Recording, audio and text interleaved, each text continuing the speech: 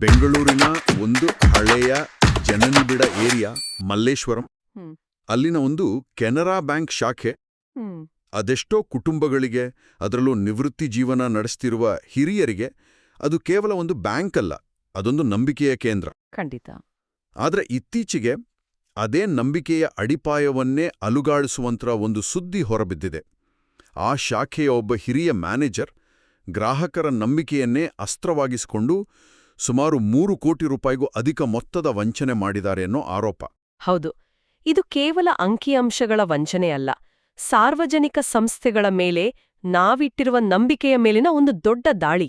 ಮೇಲ್ನೋಟಕ್ಕೆ ಇದೊಂದು bank fraud ಕಥೆ. ಆದರೆ ಇದರ ಆಳಕ್ಕೆ ಇಳಿದು ನೋಡಿದಾಗ ಇದು ಚಿನ್ನವೇ ಇಲ್ಲದೆ ಸೃಷ್ಟಿಯಾದ ಚಿನ್ನದ ಸಾಲದ ಒಂದು ನಿಗೂಢ ಕಥೆ. ಹಾಗಾದ್ರೆ ಬನ್ನಿ, ನಮ್ಮ ಮುಂದಿರೋ ವರದಿಗಳನ್ನಿಟ್ಕೊಂಡು ಈ ಕೇಸ್ನ ಆಳಕ್ಕಿಳಿದು ನೋಡೋಣ. ಖಂಡಿತ. ಯಾಕಂದ್ರೆ ತಂತ್ರಜ್ಞಾನ ಎಷ್ಟೇ ಮುಂದುವರೆದರೂ ಕೊನೆಗೆ ವ್ಯವಸ್ಥೆಯನ್ನ ನಡೆಸೋ ಮನುಷ್ಯನೊಬ್ಬ ದಾರಿ ತಪ್ಪಿದಾಗ ಏನೆಲ್ಲ ಆಗ್ಬಹುದು ಅನ್ನೋದಕ್ಕೆ ಇದೊಂದು ಎಚ್ಚರಿಕೆಯ ಗಂಟೆ. ಸರಿ, ಹಾಗಾದ್ರೆ ಮೊದಲ ಪ್ರಶ್ನೆನೇ ಇದು: ವಂಚನೆ ನಡೆದಿದ್ದು ಹೇಗೆ? ಇದೇನಾದರೂ ಹೈಟೆಕ್ ಹ್ಯಾಕಿಂಗ್, ಕಂಪ್ಯೂಟರ್ ಕೋಡ್ ಬಳಸಿ ಮಾಡಿದ್ದ, ಅಥವಾ ಅದಕ್ಕಿಂತ ಬೇರೆ ಏನಾದರೂ ಇದೆಯಾ? ಆಕ್ಚುಲಿ ಈ ಪ್ರಕರಣದ ಅತ್ಯಂತ ಆತಂಕಕಾರಿ ಭಾಗವೇ ಅದರ ಕಾರ್ಯವೈಖರಿ. ಇಲ್ಲಿ ಯಾವುದೇ ಸೈಬರ್ ದಾಳಿ ನಡೆದಿಲ್ವಾ? ಇಲ್ಲ.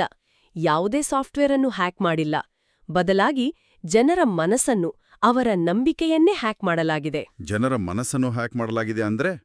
ನೀವು ಹೇಳ್ತಾ ಇರೋದು ಈ ವಂಚನೆಯ ಅತಿದೊಡ್ಡ ಭದ್ರತಾ ಲೋಪ ಬ್ಯಾಂಕಿನ ಕಂಪ್ಯೂಟರ್ ಸಿಸ್ಟಮ್ನಲ್ಲಿ ಇರಲಿಲ್ವಾ? ಇರ್ಲಿಲ್ಲ. ಬದಲಿಗೆ ಗ್ರಾಹಕರು ಮತ್ತು ಅವರ ಮ್ಯಾನೇಜರ್ ನಡುವಿನ ಆ ಮಾನವೀಯ ಸಂಬಂಧದಲ್ಲಿ ಇತ್ತು ಅಂತಾನ? ಖಂಡಿತ. ಅದನ್ನೇ ಸೋಷಿಯಲ್ ಇಂಜಿನಿಯರಿಂಗ್ ಅಂತ ಕರೆಯೋದು. ತಂತ್ರಜ್ಞಾನದ ಗೋಡೆಗಳನ್ನು ಒಡೆಯೋ ಬದಲು ಜನರ ವಿಶ್ವಾಸವನ್ನೇ ಒಂದು ಪಾಸ್ವರ್ಡ್ನಂತೆ ಬಳಸ್ಕೊಳ್ಳೋದು. ಇಲ್ಲಿ ಆರೋಪಿ ಮ್ಯಾನೇಜರ್ ಮಾಡಿದ್ದು ಅದನ್ನೇ. ಇದು ಹೇಗೆ ಕೆಲಸ ಮಾಡ್ತು? ವರದಿಗಳ ಪ್ರಕಾರ ಮೊದಲು ದೀರ್ಘಕಾಲದಿಂದ ಬ್ಯಾಂಕಿನಲ್ಲಿ ಖಾತೆ ಹೊಂದಿರುವವರನ್ನ, ಅದರಲ್ಲೂ ಮುಖ್ಯವಾಗಿ ಹಿರಿಯ ನಾಗರಿಕರನ್ನ ಗುರಿಯಾಗಿಸ್ಕೊಂಡಿದ್ದಾರೆ. ಹೌದು. ನಿಮ್ಮ ಖಾತೆ ಅಪ್ಡೇಟ್ ಮಾಡಬೇಕು, ಹೊಸ ನಿಯಮಗಳು ಬಂದಿವೆ ಅಂತ ಏನೋ ಒಂದು ಕಾರಣ ಹೇಳಿ ಅವರನ್ನ ನಂಬಿಸಿ ಅವರಿಂದ OTP ಅಂದ್ರೆ ಒನ್ ಟೈಮ್ ಪಾಸ್ವರ್ಡ್ಗಳನ್ನ ಮತ್ತು ಸಹಿ ಮಾಡಿದ ಖಾಲಿ ಚೆಕ್ಗಳನ್ನ ಪಡೆದಿದ್ದಾರೆ. ಇಲ್ಲಿ ಒಂದು ಕ್ಷಣ ನಿಲ್ಬೇಕು. ಸಹಿ ಮಾಡಿದ ಖಾಲಿ ಚೆಕ್ ಕೊಡೋದು ಎಷ್ಟು ಅಪಾಯಕಾರಿ ಅಂತ ನಮ್ಗೆಲ್ಲ ಗೊತ್ತು. ಆದ್ರೂ ಕೊಟ್ಟಿದ್ದಾರೆ. ಹೌದು. ಯಾಕೆಂದ್ರೆ ಜನರು ತಮ್ಮ ಬ್ಯಾಂಕ್ ಮ್ಯಾನೇಜರ್ ಮೇಲೆ ಇಟ್ಟಿರೋ ನಂಬಿಕೆ ಅಂಥದ್ದು. ಅವರು ನಮ್ಮ ಹಣದ ರಕ್ಷಕರು. ಅವ್ರು ಕೇಳಿದ್ರೆ ಏನೋ ಮುಖ್ಯವಾದದ್ದಕ್ಕೆ ಇರ್ಬೇಕು ಅನ್ನೋ ಭಾವನೆ. ಆ ಭಾವನೆ ಇಲ್ಲಿ ದುರ್ಬಳಕೆ ಆಗಿದೆ. ನಿಜ. ಸೊ OTP ಮತ್ತು ಖಾಲಿ ಚೆಕ್ಗಳು ಕೈಗೆ ಬಂದ ಮೇಲೆ ಮ್ಯಾನೇಜರ್ ತನ್ನ ಅಧಿಕಾರವನ್ನ ಬಳಸಿ ಈ ಗ್ರಾಹಕರ ಹೆಸರಲ್ಲಿ ನಕಲಿ ಚಿನ್ನದ ಸಾಲದ ಖಾತೆಗಳನ್ನು ಸೃಷ್ಟಿಸಿದ್ದಾರೆ. ಇಲ್ಲಿ ನನಗೆ ನಿಜವಾಗ್ಲೂ ಆಘಾತವಾದ ವಿಷಯ ಅಂದ್ರೆ, ಇದು ಚಿನ್ನದ ಸಾಲ, ಆದರೆ ಅಡವಿಡಲು ಚಿನ್ನವೇ ಇರಲಿಲ್ಲ. ಎಕ್ಸಾಕ್ಟ್ಲಿ. ಕೇವಲ ಕಾಗದದ ಮೇಲೆ ಸಾಲ ಸೃಷ್ಟಿಯಾಗಿದೆ. ಇದು ಹೇಗೆ ಸಾಧ್ಯ? ಚಿನ್ನದ ಸಾಲ ಕೊಡಬೇಕಾದ್ರೆ ಚಿನ್ನವನ್ನು ಪರಿಶೀಲಿಸಬೇಕಲ್ವೇ? ಖಂಡಿತವಾಗಿಯೂ ಪರಿಶೀಲಿಸಬೇಕು.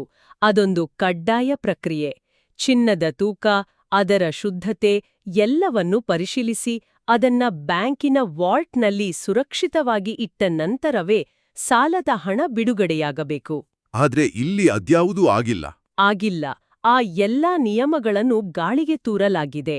ಇದರರ್ಥ ಆ ಅಧಿಕಾರಿಗೆ ಈ ಇಡೀ ಪ್ರಕ್ರಿಯೆಯನ್ನು ಸ್ವತಂತ್ರವಾಗಿ ಯಾರ ಪರಿಶೀಲನೆಯೂ ಇಲ್ಲದೆ ನಡೆಸುವಷ್ಟು ನಿಯಂತ್ರಣ ಸಿಕ್ಕಿತ್ತು.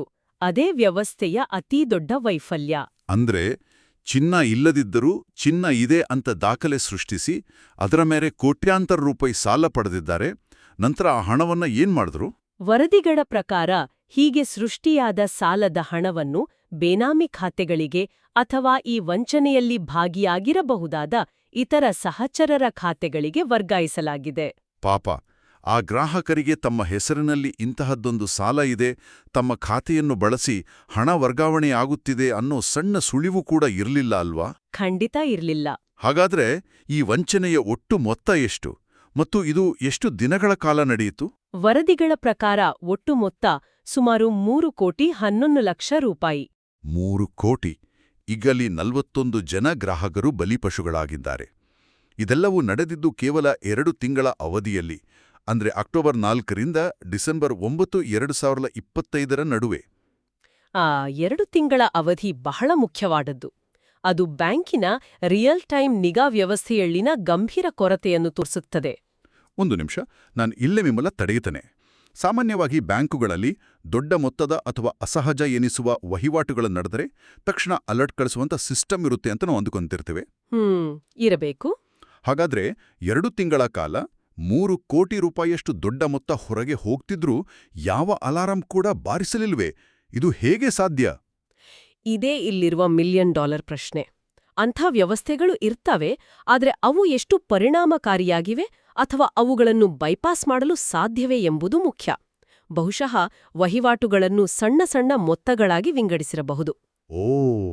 ಅಥವಾ ಮ್ಯಾನೇಜರ್ ಆಗಿ ತನ್ನ ಅಧಿಕಾರ ಬಳಸಿ ಆ ಅಲರ್ಟ್ಗಳನ್ನು ನಿರ್ಲಕ್ಷಿಸಿರಬಹುದು. ಕಾರಣ ಏನೇ ಇರ್ಲಿ, ಇಷ್ಟು ದೊಡ್ಡ ವಂಚನೆ 2 ತಿಂಗಳು ಪತ್ತೆಯಾಗದೆ ನಡೀತಾ ಇದೆ ಅಂದ್ರೆ ಎಲ್ಲೋ ಒಂದು ಕಡೆ ನಿಗಾ ವ್ಯವಸ್ಥೆ ಸಂಪೂರ್ಣವಾಗಿ ವಿಫಲವಾಗಿದೆ ಎಂದೇ ಅರ್ಥ. ಹಾಗಾದ್ರೆ ಕೊನೆಗೂ ಇದು ಬೆಳಕಿಗೆ ಬಂದಿದ್ದು ಹೇಗೆ? ಯಾರಾದರೂ ದೂರು ಕೊಟ್ರಾ? ವರದಿಗಳ ಪ್ರಕಾರ 2 ಕಾರಣಗಳಿಂದ ಇದು ಬಯಲಾಗಿದೆ. ಒಂದು, ಕೆಲವು ಜಾಗೃತ ಗ್ರಾಹಕರು ಓಕೆ. ತಮ್ಮ ಖಾತೆಯಿಂದ ಪದೇ ಪದೇ ಹಣ ಕಡಿತಗೊಳ್ಳುತ್ತಿರುವುದನ್ನು ಗಮನಿಸಿದ ಕೆಲವರು ಬ್ಯಾಂಕಿಗೆ ಬಂದು ಪ್ರಶ್ನಿಸಿದ್ದಾರೆ. ನಾನು ಈ ಸಾಲವನ್ನೇ ಪಡೆದಿಲ್ಲ, ಹಾಗಾದ್ರೆ ನನ್ನ ಖಾತೆಯಿಂದ ಇಎಂಐ ಯಾಕೆ ಕಟ್ಟಾಗ್ತಿದೆ ಅಂತ ಕೇಳಿದ್ದಾರೆ. ಅಬ್ಬಾ. ಅಂದ್ರೆ ತಮ್ಮದೇ ಬ್ಯಾಂಕ್ ಖಾತೆಯಿಂದ ತಮಗೇ ತಿಳಿಯದ ಸಾಲಕ್ಕೆ ಕಂತು ಕಟ್ಟುವ ಪರಿಸ್ಥಿತಿ. ಹೌದು. ಇನ್ನೊಂದು ಕಡೆ ಅದೇ ಸಮಯದಲ್ಲಿ ಬ್ಯಾಂಕಿನ ಆಂತರಿಕ ಲೆಕ್ಕ ಪರಿಶೋಧನೆ ಅಂದ್ರೆ ಇಂಟರ್ನಲ್ ಆಡಿಟ್ ನಡೀತಾ ಇದೆ. ಸರಿ. ಲೆಕ್ಕ ಪರಿಶೋಧಕರು ಚಿನ್ನದ ಸಾಲದ ದಾಖಲೆಗಳನ್ನು ಪರಿಶೀಲಿಸಿದಾಗ ಕಾಗದದ ಮೇಲಿದ್ದ ಸಾಲದ ಮೊತ್ತಕ್ಕೂ ಬ್ಯಾಂಕಿನ ವಾಲ್ಟ್ನಲ್ಲಿದ್ದ ಭೌತಿಕ ಚಿನ್ನದ ದಾಸ್ತಾನಿಗೂ ತಾಳೆ ಆಗ್ತಿಲ್ಲ ಎಂಬುದು ಗೊತ್ತಾಗಿದೆ. Miss match. ಹೌದು, ದಾಖಲೆಗಳಲ್ಲಿ ಕೋಟ್ಯಾಂತರ ರೂಪಾಯಿ ಸಾಲವಿದೆ, ಆದ್ರೆ ಅದಕ್ಕೆ ಸಮನಾದ ಚಿನ್ನ ವಾಲ್ಟ್ನೊಳಗೆ ಇಲ್ಲ. ಈ ವ್ಯತ್ಯಾಸವೇ ಇಡೀ ವಂಚನೆಯನ್ನು ಬಯಲಿಗೆಳೆದಿದೆ.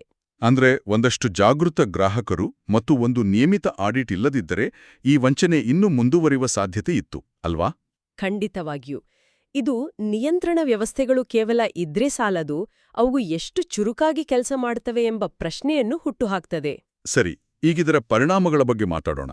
ಬ್ಯಾಂಕ್ ಒಂದು ಸ್ಪಷ್ಟ ಭರವಸೆ ನೀಡಿದೆ, ಗ್ರಾಹಕರಿಗೆ ಯಾವುದೇ ಆರ್ಥಿಕ ನಷ್ಟವಾಗಲು ಬಿಡುವುದಿಲ್ಲ, ಹಣವನ್ನು ನಾವೇ ಭರಿಸ್ತೇವೆ ಅಂತ. ಅದು ಒಳ್ಳೆಯ ವಿಷಯ. ಹಾಗಾದ್ರೆ ಕಳೆದೋದ ಹಣ ವಾಪಸ್ ಬರ್ತದೆ ಎಂದ ಮೇಲೆ ಇಲ್ಲಿ ಉಂಟಾದ ನಿಜವಾದ ಹಾನಿ ಏನು? ಹಣಕ್ಕಿಂತ ದೊಡ್ಡ ನಷ್ಟ ಬೇರೆ ಏನಾದರೂ ಇದೆಯಾ? ಖಂಡಿತ ಇದೆ. ಹಣವನ್ನು ಬ್ಯಾಂಕ್ ವಾಪಸ್ ಕೊಡಬಹುದು, ಆದರೆ ನಂಬಿಕೆಯನ್ನು ಹೇಗೆ ವಾಪಸ್ ತರುವುದು? ಇಲ್ಲಿ ಆಗಿರುವ ನಿಜವಾದ ಹಾನಿ ಹಣಕಾಸಿನದಲ್ಲ, ಅದು ನಂಬಿಕೆಯದ್ದು.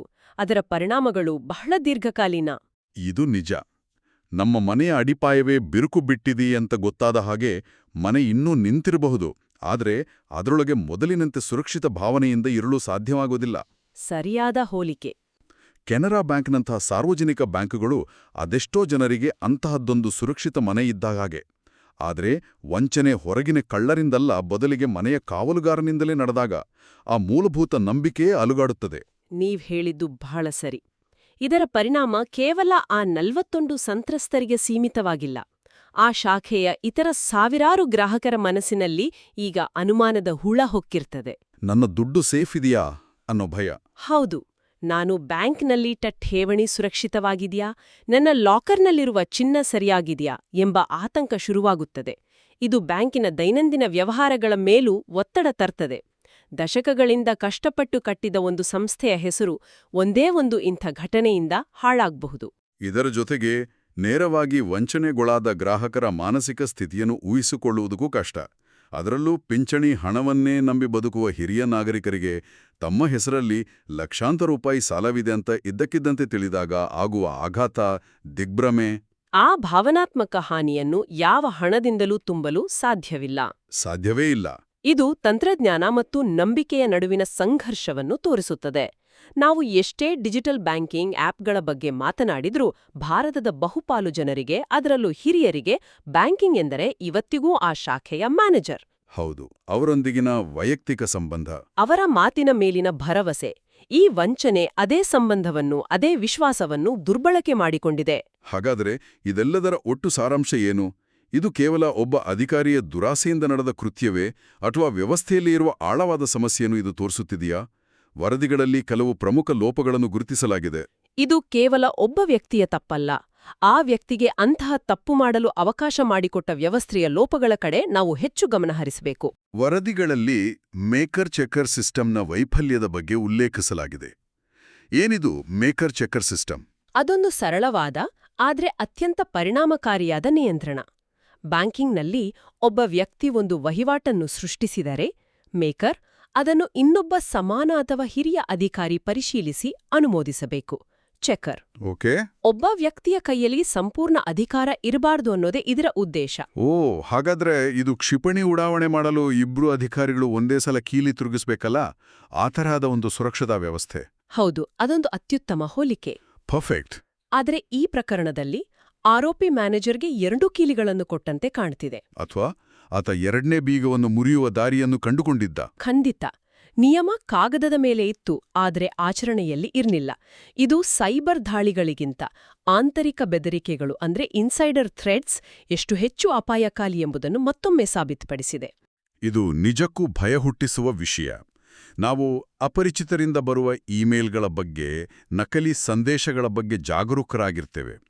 ಆದರೆ ನಮ್ಮ ಎದುರು ಕುಳಿತು ನಗುಮೊಗದಿಂದ ಮಾತನಾಡುವ, ನಮಗೆ ಸಹಾಯ ಮಾಡುತ್ತೇನೆಂದು ಹೇಳುವ ಅಧಿಕಾರಿಯೇ ಅಪಾಯಕಾರಿಯಾದಾಗ ನಾವು ಯಾರನ್ನ ನಂಬೇಕು? ಇದಲ್ಲದೆ ಪ್ರಕ್ರಿಯೆಗಳ ಸ್ಪಷ್ಟ ಉಲ್ಲಂಘನೆ ಎದ್ದು ಕಾಣುತ್ತಿದೆ. ಭೌತಿಕ ಚಿನ್ನವಿಲ್ಲದೆ ಸಾಲ ನೀಡುವುದು, ಸಾಲ ಮಂಜೂರಾತಿಯ ಪ್ರಮಾಣಿತ ಕಾರ್ಯವಿಧಾನಗಳನ್ನು ಗಾಳಿಗೆ ತೂರುವುದು, ಇದೆಲ್ಲವೂ ಆಂತರಿಕ ನಿಯಂತ್ರಣ ಸಂಪೂರ್ಣವಾಗಿ ಕುಸಿದು ಬಿದ್ದಿರುವುದನ್ನು ತೋರಿಸುತ್ತದೆ. ಹಾಗಾದರೆ ಈ ಘಟನೆಯಿಂದ ನಾವು ಕಲಿಯಬೇಕಾದ ಪಾಠಗಳೇನು? ಮುಂದೆ ಇಂಥ ಘಟನೆಗಳು ನಡೆಯದಂತೆ ತಡೆಯಲು ಏನ್ ಮಾಡಬಹುದು? ಮೊದಲನೇದಾಗಿ, ಚಿನ್ನದಂತಹ ಭೌತಿಕ ಆಸ್ತಿಗಳ ಮೇಲೆ ಸಾಲ ನೀಡುವಾಗ ದ್ವಿಪರಿಶೀಲನೆ ಅಂದ್ರೆ ಡ್ಯುಯಲ್ ವೆರಿಫಿಕೇಷನ್ ಕಡ್ಡಾಯಗೊಳಿಸಬೇಕು. ಅಂದ್ರೆ ಇಬ್ಬರು ಅಧಿಕಾರಿಗಳು ಸ್ವತಂತ್ರವಾಗಿ ಆಸ್ತಿಯನ್ನು ಪರಿಶೀಲಿಸಬೇಕು. ಸರಿ. ಎರಡನೇದಾಗಿ, ವಂಚನೆಗಳನ್ನು ನೈಜ ಸಮಯದಲ್ಲಿ ಪತ್ತೆಹಚ್ಚುವ ತಂತ್ರಜ್ಞಾನವನ್ನು ಬಲಪಡಿಸಬೇಕು. ವ್ಯವಸ್ಥೆಯಲ್ಲಿ ಅಸಹಜ ಚಟುವಟಿಕೆಗಳು ಕಂಡ ತಕ್ಷಣ ಯಾರ ಅನುಮತಿಗೂ ಕಾಯದೆ ತಕ್ಷಣ ಎಚ್ಚರಿಕೆ ರವಾನೆ ಆಗಬೇಕು. ಗ್ರಾಹಕ ಜಾಗೃತಿಯ ಬಗ್ಗೆ ಏನು ಹೇಳ್ತೀರಿ? ಸಾಮಾನ್ಯವಾಗಿ ನಿಮ್ಮ OTP ಯಾರಿಗೂ ಕೊಡಬೇಡಿ ಅಂತ ಜಾಹೀರಾತುಗಳನ್ನು ನೋಡ್ತೇವೆ. ಆದರೆ ಇಲ್ಲಿ ಗ್ರಾಹಕರು ನಂಬಿದ ಅಧಿಕಾರಿಯೇ OTP ಪಡೆದು ವಂಚಿಸಿದ್ದಾನೆ. ಹೌದು. ಹಾಗಾಗಿ ಗ್ರಾಹಕ ಜಾಗೃತಿಯನ್ನು ಮುಂದಿನ ಹಂತಕ್ಕೆ ಕೊಂಡೊಯ್ಯಬೇಕು. ಕೇವಲ ಡಿಜಿಟಲ್ ವಂಚನೆಗಳ ಬಗ್ಗೆ ಮಾತ್ರವಲ್ಲ, ಬ್ಯಾಂಕಿನ ಒಳಗೆ ನಡೆಯಬಹುದಾದ ವಂಚನೆಗಳ ಬಗ್ಗೆಯೂ ಜನರಿಗೆ ತಿಳಿಸಬೇಕು. ಅಂದ್ರೆ ಸಹಿ ಮಾಡಿದ ಖಾಲಿ ಚೆಕ್ ಕೊಡಬೇಡಿ ಅಂತನ? ಖಂಡಿತ.